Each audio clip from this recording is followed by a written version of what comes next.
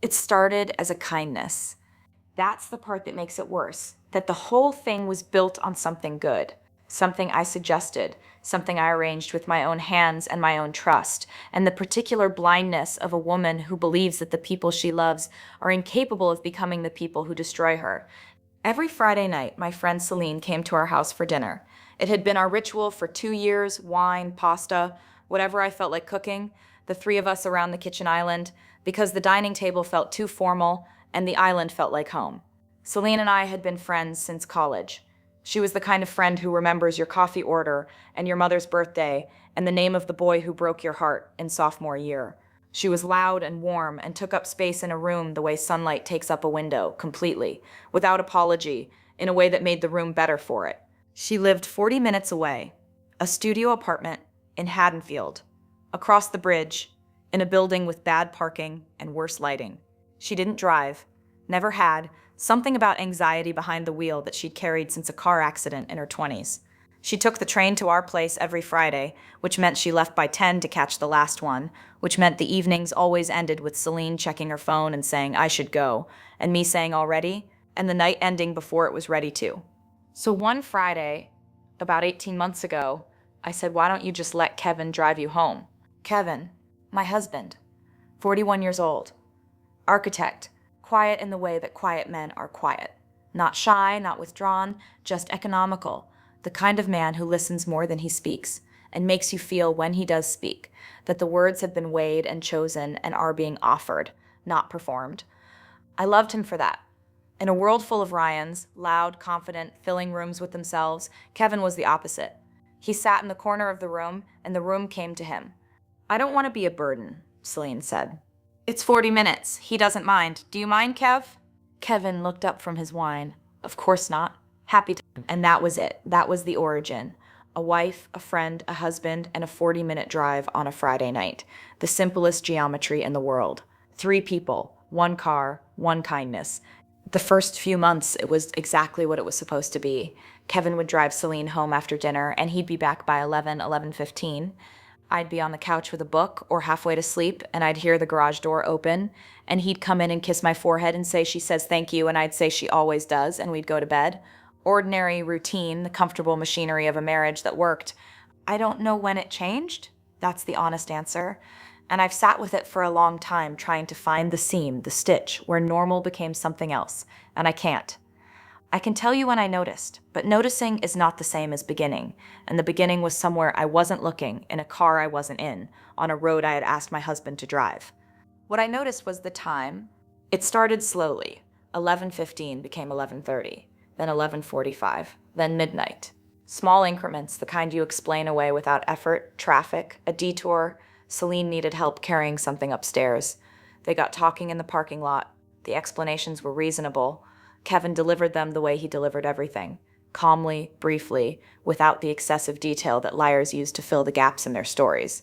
He didn't over-explain. He didn't under-explain. He said took the long way, construction on the bridge, and I said okay, and we went to bed. But the increments kept growing. Midnight became 12:30. 12:30 became 1. And then on a Friday in March, a Friday I remember the way you remember dates that divide your life into before and after, Kevin didn't come home at all. I woke up at 3 a.m. The bed was empty. His side was cold, which meant it hadn't been slept in, which meant he hadn't come home and gotten up. He had simply not arrived. I checked my phone. No texts. No missed calls. I called him. Voicemail. I texted, "Where are you?" The message delivered but stayed unread. I lay in the dark with my phone on my chest, and I did the thing you do at 3 a.m. when your husband is missing and your brain is offering explanations, like a waiter offering specials, an accident, a flat tire, a hospital, the bridge. And every explanation was terrifying, but none of them was the one I was actually afraid of, the one sitting in the back of my mind, like a shape I couldn't quite see but could feel, the way you feel something watching you in a dark room. He came home at 6:37 on Saturday morning. I was in the kitchen. I had not gone back to sleep. The coffee was made. The mug was in my hand. And I was standing at the counter with the particular stillness of a woman who has spent 3.5 hours eliminating explanations and has arrived at the one she doesn't want. "Hey," he said. He looked tired. Not wrecked. Tired. The tiredness of a man who has slept, just not in his own bed. His clothes were the same ones he'd worn to dinner. His hair was different. Not messy, but reshaped. The way hair reshapes when it's been against a pillow that isn't yours. "Where were you?" I said. Celine's building had a water issue. Flooding in the basement. She was freaking out. I stayed to help. He poured himself coffee. Casual. The way you pour coffee when the sentence you've just said is true? I should have called. "I'm sorry. My phone died." Your phone died. "The battery's been garbage lately. I need to replace it." I looked at him. Kevin. My husband. The quiet man. The man who weighed his words and chose them carefully. And I looked for the thing I had never had to look for before. The seam, the tell, the micro-expression that separates a man who is explaining from a man who is constructing. I saw nothing, which should have reassured me. It didn't. Because the absence of evidence is not the same as the evidence of absence, and a man who never over-explains is also a man whose lies, if he ever told them, would be impossible to detect, because they would sound exactly like his truth. "Okay," I said. "I really am sorry." "It's fine, Kevin." He kissed my forehead. He went upstairs to shower, and I stood in the kitchen and I thought about Celine's building, which I had been to many times, and which did not have a basement. I didn't say anything. Not that day. Not that week. I filed it the way I file things at work, where I'm a contracts attorney, and where filing is not forgetting, but preserving, keeping a document in a place where it can be retrieved when the time is right. The next Friday, Selene came to dinner. She was the same, loud, warm, filling the kitchen with stories about a client who'd asked her to redesign a logo 9 times. She drank the wine I poured. She ate the pasta I cooked. She hugged me at the door the way she always did, and Kevin drove her home and he came back at 12:45. "Traffic," I said from the couch. "Construction on the bridge," he said. The Friday after that, he came back at 1:15. The Friday after that, he didn't come home until Saturday morning again. 8 a.m. Same explanation. Celine's building. A different problem this time. A lockout. She couldn't get in. He waited with her until the super came. I didn't ask follow-up questions. I didn't challenge the story. I didn't check his phone or search his car or do any of the things that the internet tells you to do when your husband starts coming home late and smelling like a shower. He didn't take at your house. Instead, I did what I do for a living. I read the contract. I looked for the clause that didn't fit. I examined the terms and conditions of my own marriage with the same precision I apply to 7-figure commercial agreements, and I found what I was looking for. Not proof, not yet, but a pattern. A pattern that repeated every Friday, that started at 10 p.m. when Kevin's car left our driveway, and that ended later and later and later, until the pattern itself became the proof. And I decided to do something about it. Not with anger, not with tears, with the only tool I've ever trusted more than my heart. Due diligence. Due diligence is not intuition. It is not suspicion. It is not the sick feeling in your stomach at 3 a.m. when the bed is cold. Due diligence is process. It is the systematic verification of facts before you sign something you can't take back. I have built a career on it. I have saved clients millions with it. And I was about to use it on my own marriage the way I would use it on any contract, dispassionately, thoroughly, and with the understanding that what I found might be something I couldn't unfind. I started with the simplest tool available, time. The following Friday, I told Kevin I was going to bed early. Headache. He kissed my forehead, the forehead kiss, his signature. The gesture he used the way other men use "I love you" as a period at the end of an interaction, and he left with Selene at 10:15. I watched his headlights pull out of the driveway from the upstairs window, and then I went to my laptop and I opened Google Maps and I typed in Celine's address and I looked at the route. Our house to Celine's apartment, 38 minutes. No construction on the bridge. I checked PennDOT's road closure database, which is public and updated weekly. There had been no construction on the bridge in 4 months. The bridge excuse, which Kevin had used at least 6 times, was a lie. Not an approximation, not a misremembering. A lie, repeated with the calm precision of a man who had tested it and found it reliable. 38 minutes there, 38 minutes back. 1 hour and 16 minutes, round trip, with 0 stops.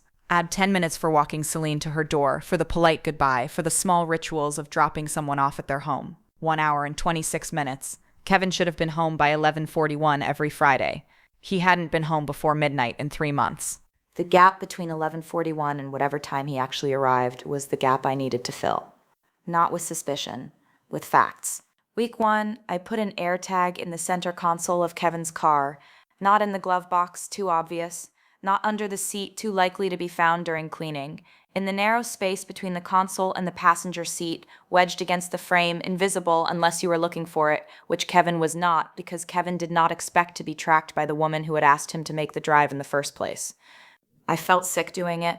I want you to know that. Putting a tracking device in your husband's car is not something you do lightly, and it is not something you do without crossing a line inside yourself that you can't uncross. I sat in the garage for 5 minutes after I placed it, with my hands on the steering wheel of my own car, and I thought about the woman I was before this, the woman who trusted, who suggested the Friday drives, who fell asleep to the sound of the garage door and believed the sound meant safety, and I mourned her. Briefly, because mourning takes time, and I was on a schedule. Friday, 10:15. Kevin left with Selene. I opened the Find My app and I watched. The blue dot drove the expected route. Highway, bridge, into Haddonfield. It arrived at Selene's building at 10:51, 36 minutes. Consistent with the route. Then it stopped. I watched the dot sit at Selene's address, 10:51, 11, 11:15, 11:30. The dot did not move. Kevin was not driving home. Kevin was not stuck in construction that didn't exist. Kevin was parked at Selene's building, and the minutes were accumulating the way evidence accumulates in discovery, quietly, steadily, each one a document in a file that was building itself. At 12:22 a.m., the dot moved. It drove back the way it came. Highway, bridge, home. Kevin walked through the door at 1:03. Sorry, he said. She needed help moving a shelf.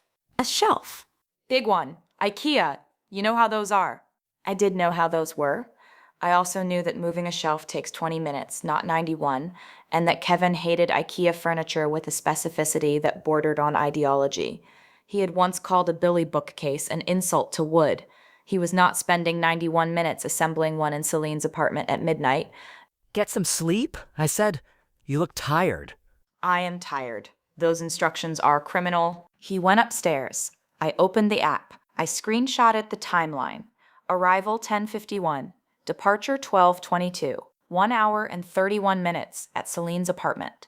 I saved it to a folder on my phone labeled Henley Contract, because Kevin would never open a folder with that name, because Kevin found my work boring, which was another thing I had let him believe, because the alternative was showing him that boring was the word unimpressive men use for things they can't understand. I did this for 4 consecutive Fridays.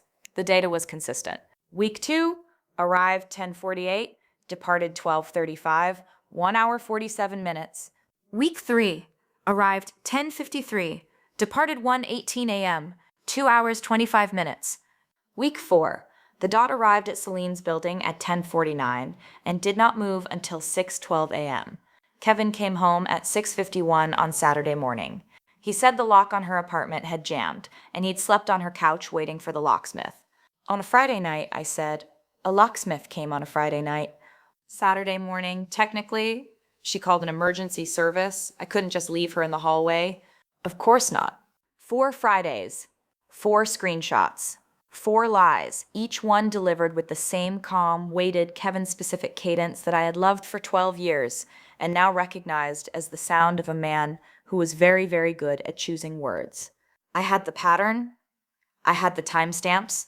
What I didn't have was the interior, what happened inside that apartment during the hours the dot sat still. I could infer. Any adult could infer. But inference is not evidence, and I was a contracts attorney, and I was not going to blow up my marriage on inference. So I called Selene, not to confront her, to test her. There is a difference, and the difference is the same difference between a deposition and an interrogation. One is designed to extract truth. The other is designed to extract confession. I didn't need a confession. I needed a contradiction. Wednesday afternoon, a casual call. The kind we made all the time, quick, breezy, the vocal equivalent of a text that says thinking of you. Hey, I said. Random question. Did you ever get that shelf situation sorted? What shelf? The floor tilted. 2 words. What shelf? delivered with the genuine confusion of a woman who has no idea what you're referring to, because the event you're referring to did not happen, because the shelf was not a shelf, but a lie your husband built in the space between her apartment and your bed. Kevin said he helped you with an Ikea shelf a couple weeks ago, the big one. A pause. Half a second too long. The pause of a woman who has just been handed a sentence that doesn't fit and is deciding in real time whether to make it fit or let it fall. Oh, right, yeah. The bookshelf. He was super helpful. Her voice had changed, just slightly. The warmth was still there, but underneath it was something new. A thinness, a tautness, the sound of a wire being pulled tight. You know how those instructions are. Criminal, Kevin said. Totally criminal. She laughed, too quickly. The laugh of a woman covering a pause she wishes she hadn't taken. I let it go. I changed the subject. I asked about her logo client, and she told me a story about a font, and we laughed, and I hung up, and I sat in my office with my phone in my hand, and I looked at the wall, and I processed what had just happened. Selene hadn't known about the shelf. The pause told me that. She'd recovered quickly, convincingly, the way someone recovers when they understand what they're covering for. But the initial response was clean. What shelf? 2 words, unguarded, before the machinery engaged. Which meant Kevin had lied to me about what he was doing at her apartment, and Selene had covered for him after the fact, and the two of them were maintaining a version of reality that required coordination, and coordinated reality is not friendship. It is conspiracy. I had what I needed. Not everything, not the interior, not the details, not the words they said to each other in the hours the dot sat still, but enough. Enough to know that the Friday drives had become something else, and that the something else had a shape I recognized from 100 contracts I'd reviewed in my career, the shape of an agreement made between 2 parties that explicitly excludes a third. I was the third party, in my own marriage, excluded from an agreement written in my kitchen, over my pasta, with my wine, by my husband, and my best friend. The next Friday was 5 days away, and I was done with due diligence. It was time for the closing argument. Friday. Selene arrived at 6:30, the way she always did, early, bright, with a bottle of wine she couldn't afford, and the particular energy of a woman who fills a room so completely that you don't notice what she's hiding behind the noise. She hugged me, long, tight, the hug of a woman who loves you, and is betraying you and has found a way to do both at the same time without the machinery jamming. I missed you, she said. It's been a week, Selene. A week is long when you're my favorite person. I almost broke. Right there in the doorway, with her arms around me and the wine in her hand and the smell of the perfume she'd been wearing since college, the same one, always the same one, the scent I associated with library study sessions and bad coffee and the purest friendship I'd ever had. I almost broke because the woman holding me was still, underneath everything, the person who had driven me to the hospital when my mother had surgery, and who had slept on my couch for 3 days when my cat died, and who knew the password to my email and the name of every boy I'd ever kissed. I didn't break. I made pasta. Kevin came home at 6:45. He kissed my forehead. He shook Celine's hand, not a hug, never a hug in front of me, because Kevin was careful, and careful people don't make physical mistakes in front of the person they're deceiving. A handshake, professional, appropriate. The handshake of a man who understands that the distance between his body and hers must, in my presence, be maintained with precision. I watched the handshake. I watched how their fingers didn't linger, how their eyes didn't meet for more than a second, how the choreography of avoidance was so practiced that it looked natural. And I recognized it because I had seen it before at the Natalie Cross dinner, in another story, at another table, the coordinated avoidance that is more intimate than eye contact, because it requires the same timing, the same awareness, the same invisible thread. We ate, we drank, we talked. Selene told the logo story again, a different version, embellished, funnier, and Kevin laughed in the right places, and I laughed in the right places, and the kitchen island held the 3 of us the way it had held us for 2 years, steady and warm, and completely dishonest. At 9:45, I set down my wine. Before you guys head out, I said, I want to show you something. Kevin looked at me, Selene looked at me. The kitchen was quiet, except for the hum of the refrigerator, which is the sound appliances make when they are the only honest things in the room. I've been working on a case, I said, a contract dispute. Fascinating stuff. A client discovered that 2 parties in a joint agreement had been meeting privately, making decisions that excluded the third party, and documenting none of it. I paused. The third party only found out because of a timing discrepancy. The meetings were supposed to last 30 minutes. They started lasting 90, then 2 hours, then overnight. Kevin's hand stopped moving. It was reaching for his wine glass, and it stopped midair. The way a hand stops when the body receives a signal the brain hasn't processed yet. Celine's smile held, but her eyes did something I had never seen them do. They went flat. The warmth drained out of them, the way color drains out of a face, replaced by something cold and still and calculating. The look of a woman running scenarios at high speed and arriving with each one at the same conclusion. The third party, I continued, being a contracts attorney, did what contracts attorneys do. She pulled the data. I took out my phone. I opened the folder labeled Henley Contract. I set the phone on the island, screen up, and I swiped through the screenshots. 4 Fridays, 4 timelines, 4 blue dots, sitting at the same address for 1 hour, 2 hours, all night. Arrival, 10:51. Departure, 12:22. 1 hour, 31 minutes. I swiped. Arrival, 10:48. Departure, 12:35. 1 hour, 47 minutes. Swipe. Arrival, 10:53. Departure, 1:18 a.m. 2 hours, 25 minutes. Swipe. Arrival, 10:49. Departure, 6:12 a.m. 7 hours, 23 minutes. The screenshots sat on the screen like evidence in a courtroom, because that is what they were, and the courtroom was my kitchen, and the jury was the refrigerator and the pasta pot, and the bottle of wine my best friend had brought to my house while sleeping with my husband. There is no construction on the bridge, I said. I checked PennDOT. There hasn't been construction on that bridge in 4 months. Kevin's hand completed its journey to the wine glass. He picked it up, he drank. Not a sip, a swallow, the kind of swallow a man takes when his throat has gone dry and the dryness is not thirst but fear. Celine's building does not have a basement, I said. So the flooding story was creative. And the locksmith on a Friday night, I called the building's management company. They don't use emergency locksmiths. They have a 24-hour super. His name is Gerald. He was home that night. No one called him. Celine stood up. Her chair scraped the floor. I should go. Sit down, Selene. I don't think... Sit down. She sat, not because I shouted. I hadn't. She sat because my voice had changed, and the change was not volume, but density. The voice of a woman who has spent 4 weeks building a case, and is now presenting it, and who will not be interrupted by the defendant. I called you on Wednesday, I said to her. I asked about the shelf. The Ikea shelf Kevin said he helped you with. I watched her face. You didn't know about the shelf. You said, what shelf? Before you caught yourself. Half a second of truth before the cover story engaged. Her eyes filled, not with tears of guilt, with tears of recognition. The recognition of a woman who has just heard her own mistake played back to her and understands that the half-second pause she thought she'd recovered from was in fact the half-second that ended everything. I want to be clear about something, I said. I am not asking you what happened in that apartment. I am not asking for details. I am not asking for a confession, because I don't need one. What I have is 4 weeks of GPS data showing my husband parked at your building for hours past any reasonable explanation. What I have is a shelf that doesn't exist, a basement that doesn't exist, and a bridge construction that doesn't exist. What I have is a pattern that any first-year associate could present to a judge and win. Mira, Kevin said, my name in his mouth, the name he said when he was serious, when the quiet man wanted to be heard. I'm not finished. I looked at him. My husband, the quiet one, the one who weighed words, the one whose lies were undetectable because they were built with the same care as his truths.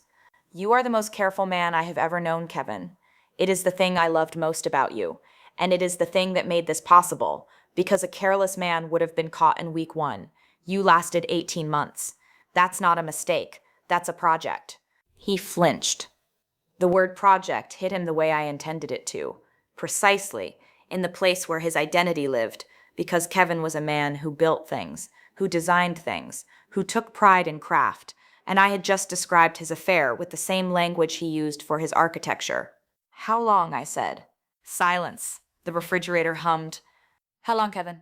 He looked at the counter, at the pasta, at the wine, at the island where 3 people had sat for 2 years pretending to be something they weren't. 14 months, he said. The number landed like a verdict. 14 months. The same number as Natalie's husband. The same number as the messages on the second phone.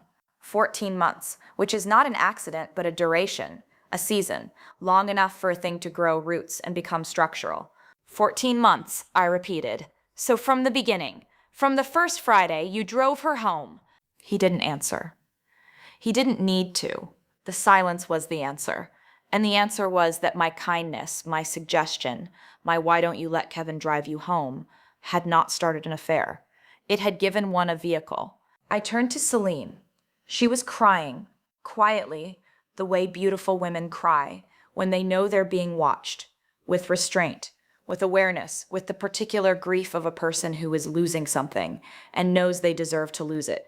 You came to my house, I said, every Friday, for 2 years. You ate my food. You drank my wine. You hugged me at the door and told me I was your favorite person. And then you got in my husband's car and you drove to your apartment. I stopped, breathed, sealed the crack. You used the 40 minutes I gave you, the kindness I offered. You turned it into a commute. I'm sorry, she whispered. Mira, Don't. One word. Final. Don't say my name. Don't say sorry. Don't tell me it started as a mistake and became something you couldn't stop. Because I've read that script and it was written by people who want to be forgiven more than they want to be honest. I picked up my phone. I closed the folder. I looked at both of them, my husband and my best friend, sitting in my kitchen, on my island stools, with my pasta between them, and I said, I have one more thing, and then one of you is going to leave this house tonight. The other one might. That depends on what happens next. I reached into the drawer behind me, the junk drawer, the one with the batteries and the tape and the takeout menus, and I pulled out a manila envelope that had been sitting there for 3 days underneath the scissors, waiting. Kevin, I said, this is for you. It's not from a lawyer. Not yet. It's from me. I set it on the island. Open it tomorrow, after you've slept somewhere that isn't our bed. And after you've decided whether the man you are in this kitchen right now is the man you want to be for the rest of your life. I turned to Selene, and this was the hardest part. Harder than the screenshots, harder than the timeline, harder than the bridge that had no construction and the basement that didn't exist. Because Selene was not Ryan or Marcus or Ethan. She was not a husband who had diminished me or lied to me or lived a double life. She was my friend, my actual friend. The person who had held my hand at my mother's surgery. And firing her from that role permanently, irreversibly, with no appeal, required a kind of precision that no contract had ever demanded of me. Leave your key on the counter, I said. Don't come back on Friday. Don't call. Don't text. If you see me in public, you can say hello. I'll be polite. But this, I gestured at the island, the wine, the pasta, the 2 years of Fridays. This is over. She stood up. She set her key on the counter, the key I'd given her in the first year, the key that meant you are welcome here without asking. She picked up her coat. She walked to the door, and at the door she turned, and she said the one thing I hadn't prepared for, the one sentence that cracked the case I'd built around my own composure. You were the best thing in my life, she said. Not him. You. And she left. And the kitchen was quiet, and the pasta was cold. And Kevin was sitting on a stool with a manila envelope in front of him and a marriage behind him that he had taken apart with the same careful hands he used to build buildings. And I stood on the other side of the island, and I looked at the man I had loved for 12 years, and I waited. Kevin sat with the envelope for a long time. The kitchen was quiet in a way it hadn't been quiet in 2 years, not the comfortable quiet of two people who don't need to speak, but the structural quiet of a room whose purpose has just been revoked. The island where we'd hosted 100 Fridays was a crime scene now. The pasta was evidence. The wine was Exhibit B. What's in the envelope, he said. Read it tomorrow. I want to know now. And I wanted to know where my husband was for 14 months of Friday nights. We don't always get what we want on our preferred timeline, Kevin. He looked at me, and I saw it. The thing I'd been looking for since that first Saturday morning when he came home smelling like a shower he hadn't taken at our house. Not guilt. Kevin was too controlled for guilt to show on his face unannounced. What I saw was something beneath guilt, something older and heavier, the recognition that the person across the island was not the person he'd been performing for, that the woman he thought he was deceiving had been in fact auditing him, and that the audit was complete.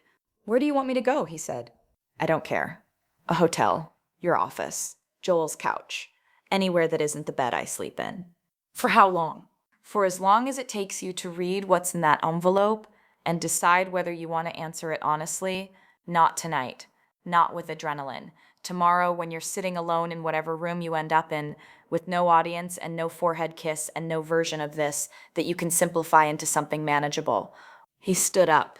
He picked up the envelope. He picked up his keys. He walked to the door with the careful, measured steps of a man who builds buildings and has just felt one collapse beneath him. At the door, he stopped. "I love you," he said, without turning around. "I know you do," I said. That was never the question. What was the question? Whether you love me more than you love being the man who gets away with things. That's what's in the envelope. Read it, then call me. He left. The garage door opened. The garage door closed. And the house was mine, the way it always was on Friday nights after 10:15, except this time no one was coming back, and the porch light was a metaphor I was done maintaining. I cleaned the kitchen. I washed the dishes. I put away the wine. I wiped the island until the granite shone, and then I stood there with the cloth in my hand and I looked at the 3 stools, mine, Kevin's, Celine's, and I removed 2 of them and pushed them against the wall and left one in the center, because 1 was the accurate number now, and accuracy was the only thing I had left. The envelope, I should tell you what was in it. It was not divorce papers. It was not a legal threat. It was not a list of demands or a settlement proposal or any of the things a contracts attorney might be expected to produce. It was a letter, 4 pages, handwritten, the way I write closing arguments when the case is personal and the outcome matters more than the billing. I wrote it on a Wednesday night at the island, in the space where Selene usually sat.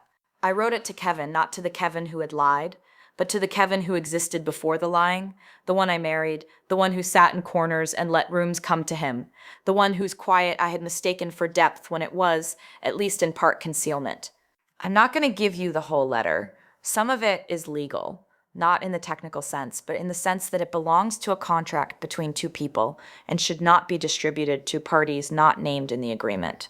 But I'll give you the part that mattered, the part Kevin called me about on Sunday morning, 41 hours after he read it, from a hotel room I never asked the name of.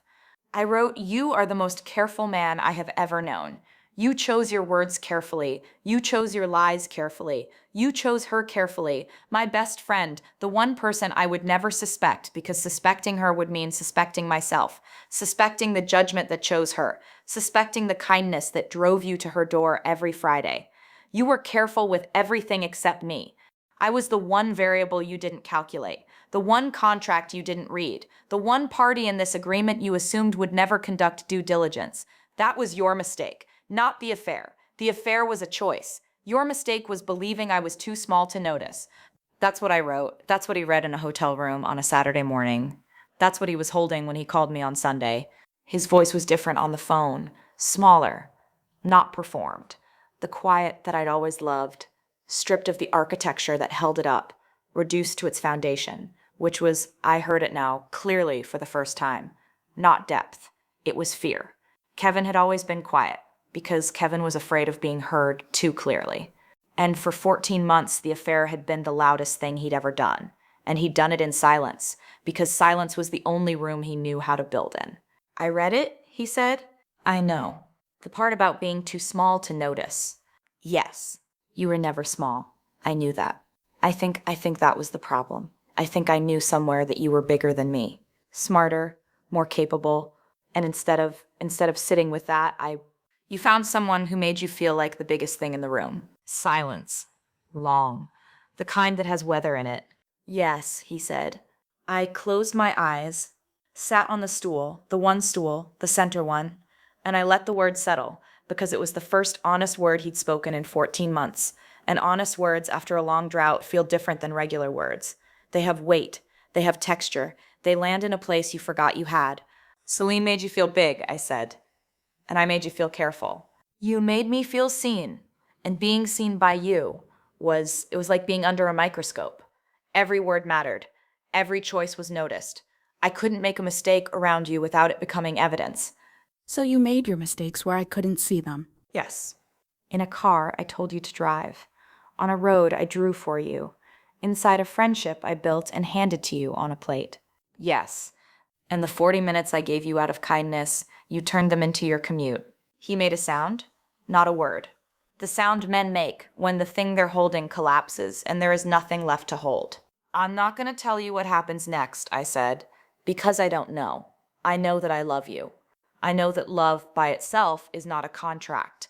I know that trust is a clause, and you broke it, and broken clauses have consequences, and the consequences are not negotiable. What are the consequences? I need time, not space. Time. Space is what you gave yourself for 14 months. Time is what you owe me. Time to decide if the man on the phone right now, the honest one, the scared one, the one who just admitted he went to my best friend because I made him feel seen and being seen was terrifying, if that man is real, or if he's another performance. He's real, Kevin said. Then prove it. Not with words. Kevin, you are the best man I know with words. You built an entire affair out of words. Careful, chosen, weighted. I don't trust your words anymore. I trust your time. Come home when I ask you to. Stay away until then. And when you come home, come without the quiet. Come loud, come honest. Come as the man who is afraid of being seen, and walk through the door anyway. He was crying. I could hear it. Not the sound, the absence of sound, the particular silence of a man pressing a phone against his face and trying not to be heard, which was the most Kevin thing he had ever done, even in his breaking. Okay, he said. Okay. I hung up. I set the phone on the island. I looked at the kitchen, clean now, spotless, the way kitchens look when they've been scrubbed of everything that happened in them and are waiting to find out what happens next. 3 weeks later, on a Friday, I cooked pasta. 1 portion, 1 stool, 1 glass of wine. The house was quiet. The driveway was empty. The garage door didn't open at 10:15 because no one was leaving and no one was arriving, and the Friday ritual was gone, and in its place was something I hadn't had in 2 years. Silence. Real silence. Not the silence of a woman waiting for a garage door, but the silence of a woman sitting in her own kitchen, in her own house, eating her own food, and not performing a single thing for a single person. It was the best pasta I'd ever made, because it was mine. Kevin came home 4 weeks after that.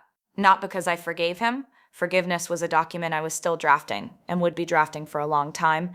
He came home because I called him and said, "Come home loud," and he walked through the door without the quiet, without the careful, without the particular economy of words that I had loved and that had hidden everything. He walked in, and he said, "I'm afraid of you. I've been afraid of you since the day we met. You are smarter than me and stronger than me, and you see things I can't hide." And I went to Selene because she didn't see anything, and not being seen felt like rest, and I chose rest over you, and it was the worst thing I've ever done. It was the loudest thing Kevin had ever said, and it was a start. Here is what I know after all of it. Kindness is not weakness, but kindness without boundaries is a road, and the people you love will drive down it if you let them, and they will drive farther than you thought possible, and they will come home later and later and later until they stop coming home at all. The Friday drives were my idea. The pasta was my recipe. The friendship was my architecture. And the betrayal was built inside all 3, because the people closest to you don't need to break in. They already have a key. You gave it to them. And the lock it opens is not your door. It's your trust. My name is Mira Castillo. My husband drove my friend home every Friday. He didn't come home until Sunday. And the 40 minutes of kindness I offered became the longest commute of my life. The kitchen island has 1 stool now. Some Fridays, it has 2. We're working on it.